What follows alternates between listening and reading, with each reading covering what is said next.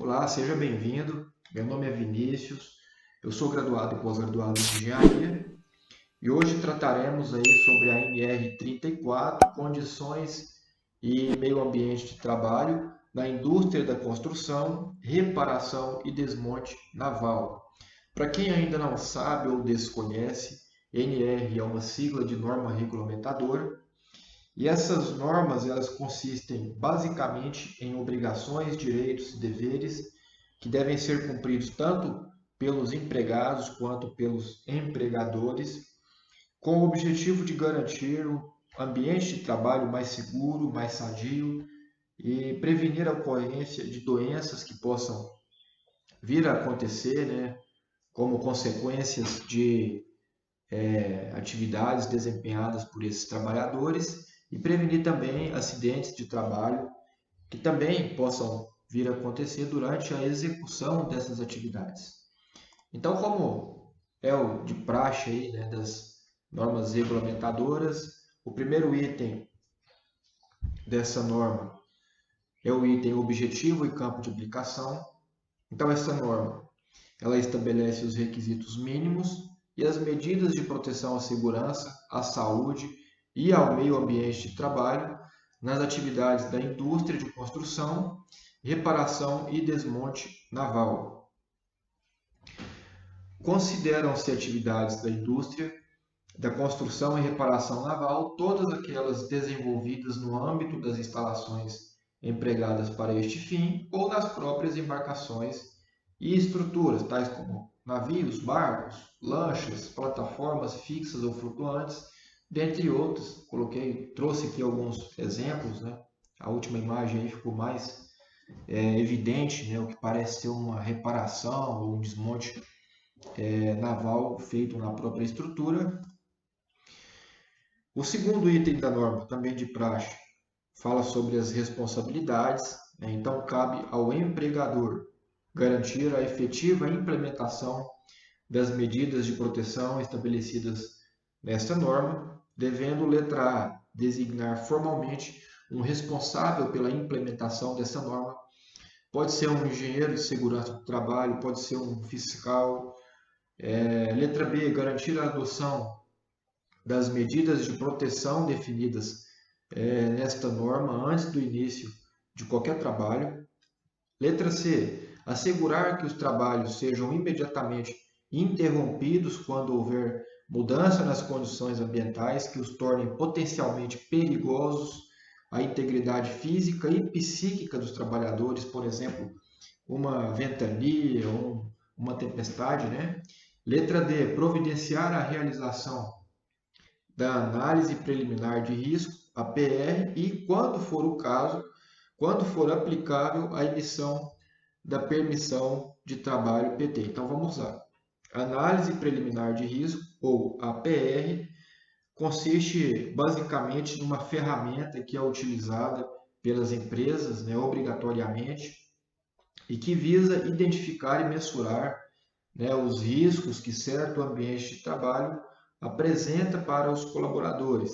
Deste modo, essa ferramenta ela funciona como uma medida preventiva, ou seja, ela prioriza a antecipação dos riscos, né? E todas as normas regulamentadoras prezam muito, né, por esse antecipar determinado risco. Um exemplo prático aí, né, ruídos excessivos, condições térmicas elevadas. Então, esse APR ele vem antecipando esse risco potencial ao trabalhador. Já a permissão de trabalho, ou PT, né, conforme o seu nome, aí, ela permite o trabalho em áreas de risco por determinado tempo, por isso, quando aplicável.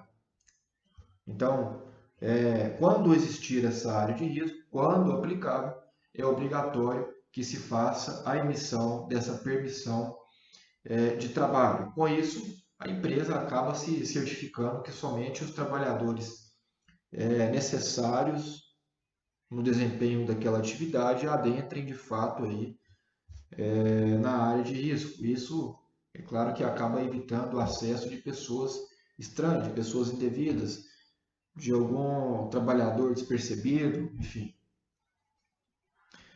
Continuando, cabe ao empregador, letra E, realizar antes do início das atividades operacionais o diálogo diário de segurança ou DDS, contemplando as atividades que serão desenvolvidas, o processo de trabalho, os riscos e as medidas de proteção, consignando o tema tratado em um documento rubricado pelos participantes e arquivado juntamente com a lista de presença. Letra F. Garantir aos trabalhadores informações atualizadas acerca dos riscos das atividades e as medidas de controle que serão e devem ser adotadas. E, por fim, letra G. Adotar as providências necessárias para acompanhar o cumprimento das medidas de proteção estabelecidas nessa norma pelas empresas contratadas.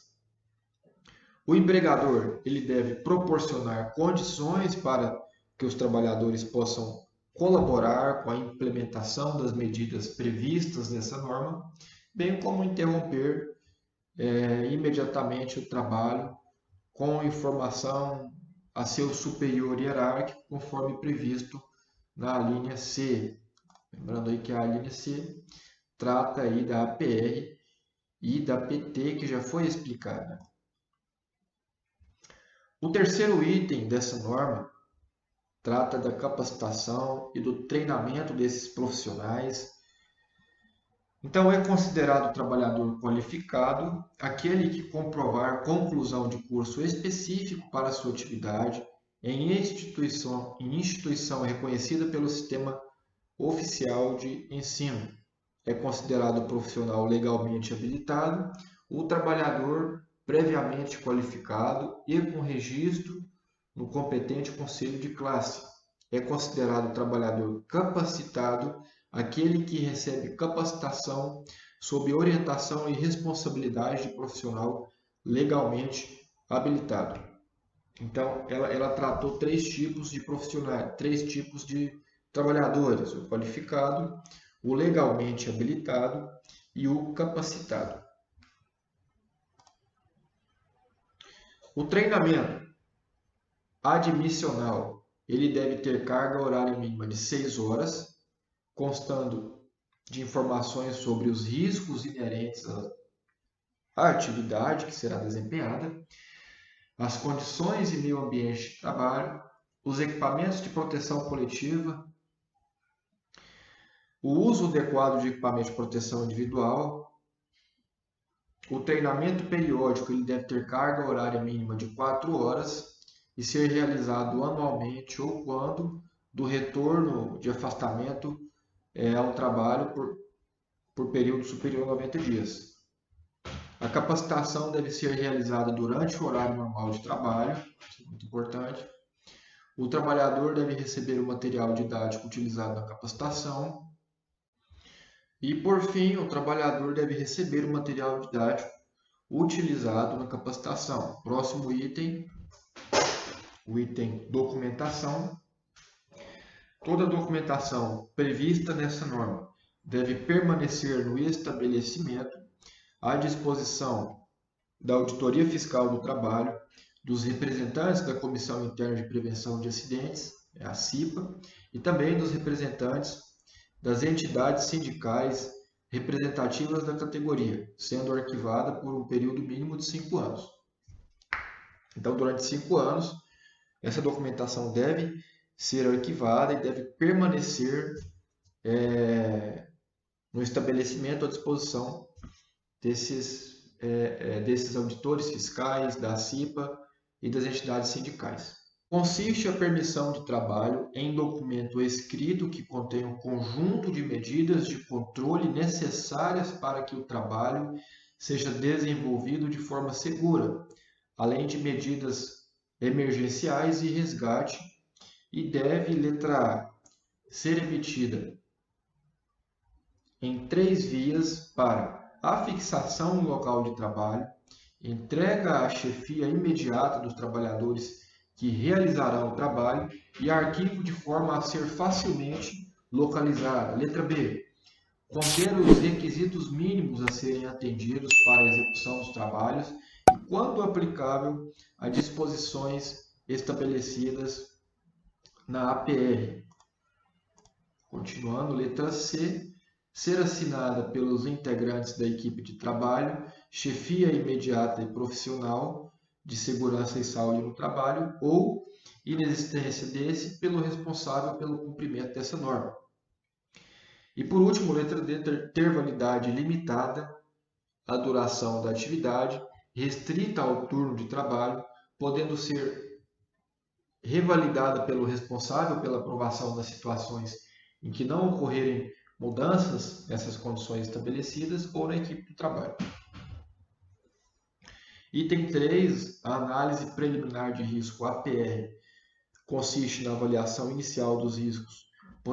Gente, lembrando que eu já expliquei, um pouco por cima, mas já expliquei tanto sobre a APR quanto o PT, tá? Mas vamos seguir aí o que a norma NR34 diz e vamos continuar com o conteúdo. Então, continuando, efetuado por equipe técnica multidisciplinar e coordenada por profissional de segurança e saúde no trabalho ou, na inexistência desse, o responsável pelo cumprimento dessa norma, devendo ser assinada por todos os participantes.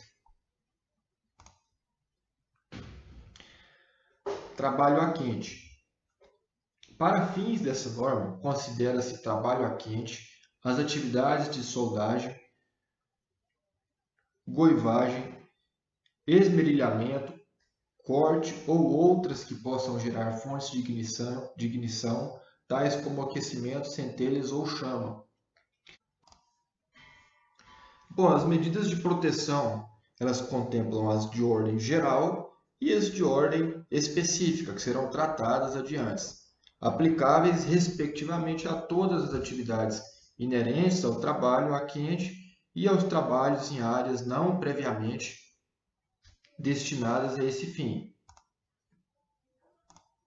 Então, medidas de ordem gerais. Nos locais onde se realizam trabalhos a quente, devem ser efetuada a inspeção preliminar, de modo a assegurar que, letra A, o local de trabalho e áreas adjacentes estejam limpos, secos e isentos de agentes combustíveis, inflamáveis, tóxicos e contaminantes. Letra B, a área somente seja liberada após a constatação da ausência de atividades incompatíveis com o trabalho a quente. Letra C, o trabalho a quente seja executado por trabalhador capacitado, conforme o item 4 do anexo 1, que será tratado aí mais adiante, no fim desses vídeos aulas. Cabe aos empregadores tomar as seguintes medidas de proteção contra incêndio nos locais onde se realizem trabalhos a quente. Letra A, providenciar a eliminação ou manter sob controle possíveis riscos de incêndios.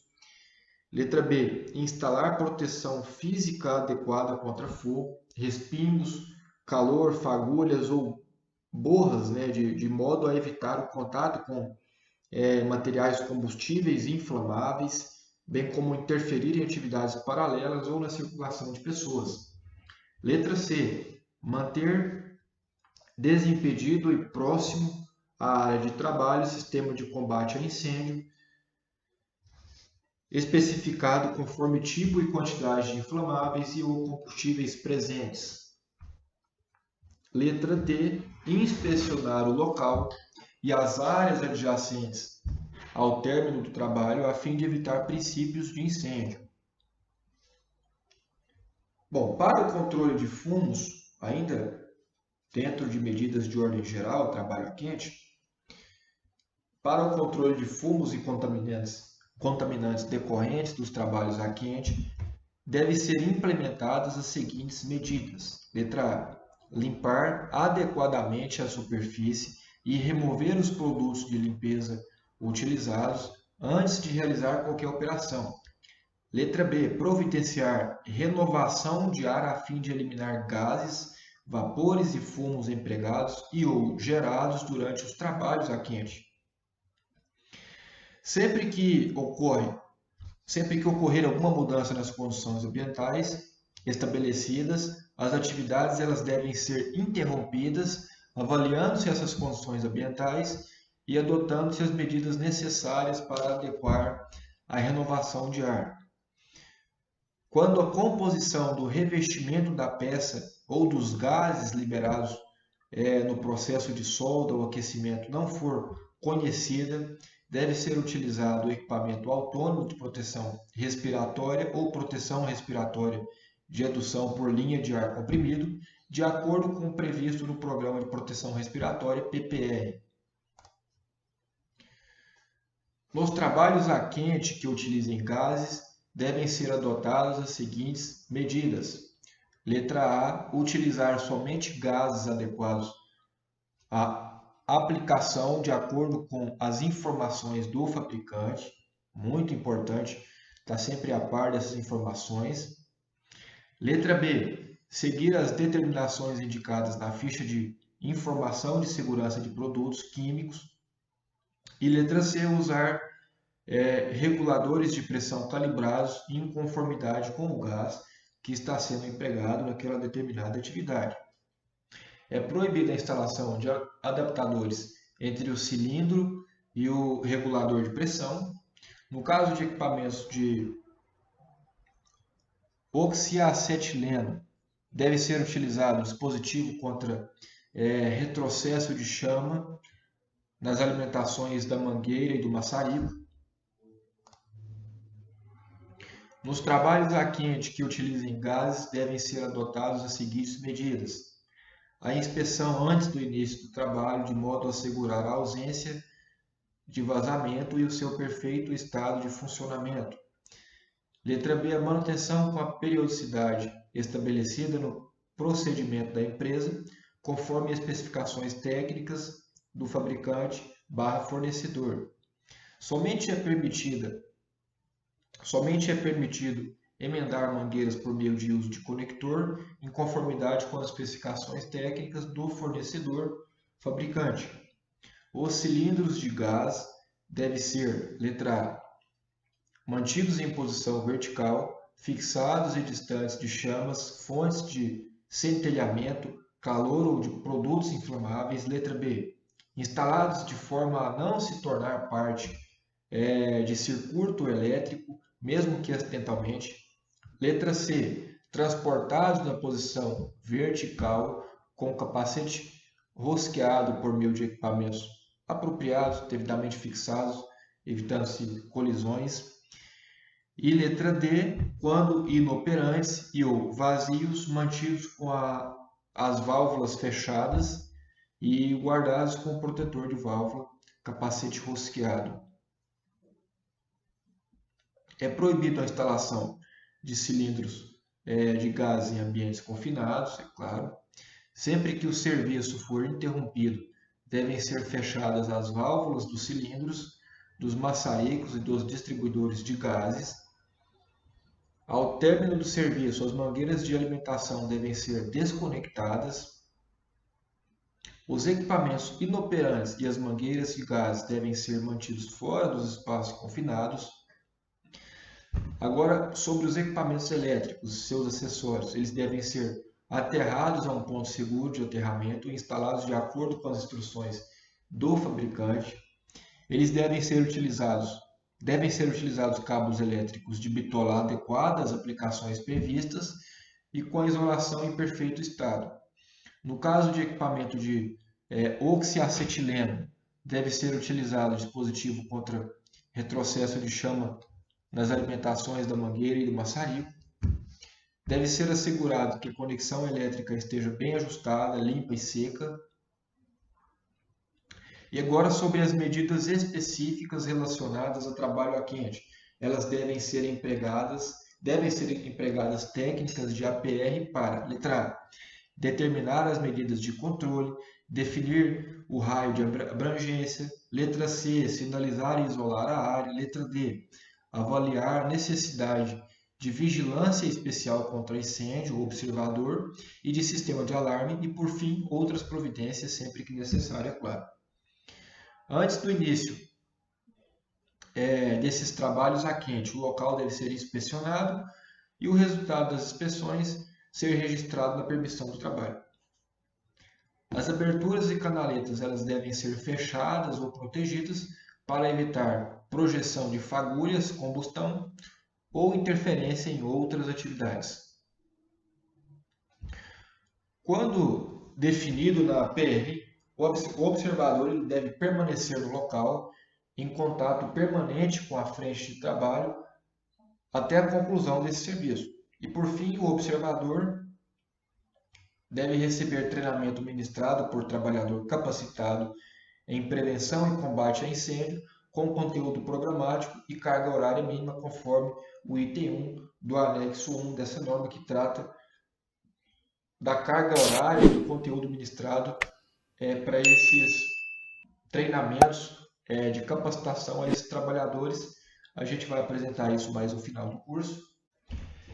Então, a partir do próximo vídeo, daremos continuidade ao conteúdo programático da NR 34 a partir do item metodologia. Até logo! E aí, beleza? Fernando Vale aqui. Estou passando só para lhe dar um recado bem rápido para você que acabou de ver essa aula e que gostaria de assistir as outras aulas desse curso. Bem, é bem fácil. Basta você clicar no link que está na descrição desse vídeo ou acessar www.novacursos.com.br. Fazendo sua matrícula no nosso site, você tem acesso a todas as aulas do nosso curso e mais centenas de outros cursos, além de fazer avaliação, e caso você queira, você pode adquirir o certificado por apenas R$ 29,90. Então, esse foi o recado que eu queria dar e aguardo você no nosso site e aguardo sua matrícula. Um abraço!